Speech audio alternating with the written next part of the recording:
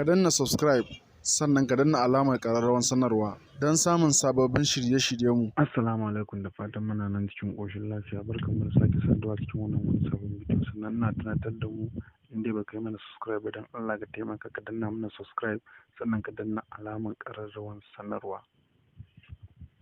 Za mu yi bayani ne wannan bidiyon akan yadda za ka downloading bidiyo wanda ka kalle shi a cikin Facebook. Komai nauyin shi, komai girman shi, wanda za ka downloading nashi daga Facebook zuwa Xender.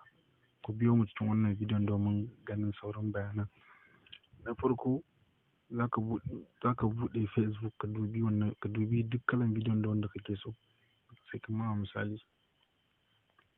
misali in ka buɗe Facebook ya kawo ka home, ya gefen bidiyo sai ka shiga like gefen bidiyo. In ka shiga gefen bidiyo, ga wannan sanin tana wasa da yara, sai ka lura sama wurin gefen sunanta ga wani ɗigo guda uku a gaban shi. To sai ka yi ƙoƙari ka danna wannan. In ka danna wannan ɗigon sai ka gani ƙasa ga wani abu a ƙarshe ya nuna maka copy link. To sai ka danna wannan copy link in ka danna shi, ka copy nashi. To sai ka fita. In ka fita sai ka nemi yadda Xender take. In ka nemi Xender sai ka buɗe ta. In ka buɗe Xender zai nuna maka wani page. Sai ka yi ƙoƙari ka zo wannan wajen, ga wani abu dai a sama shi ma ɗan ɗigo guda uku, ga ɗan wani jan ɗigo kuma a kansa. Sai ka danna wannan jan ɗigo, sai ka danne wannan alamun WhatsApp nan, sai ka danne shi. Ka danne shi, gashi nuna maka status Instagram downloader. To sai ka shiga downloader, sai ka danna downloader. Ka ga gashi nuna ma Facebook, Twitter, ga alamun kuma TikTok. So abin da za ka yi shine wannan link wanda ka copy, in baka zuba sa ko ina ba, sai ka zo wurin da ya nuna paste link. Sai ka yi ƙoƙari ka danna annan ka karkace da kamar second ɗaya, zai nuna maka abu haka. Sai ka danna paste.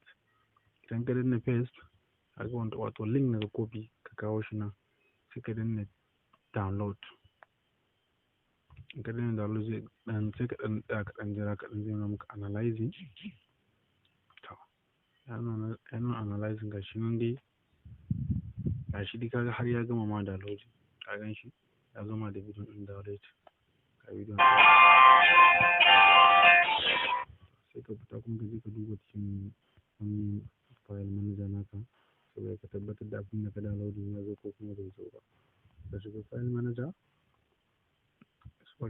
ka shiga line photos. In ka shiga line photos library, sai ka ɗan duba shi a hankali.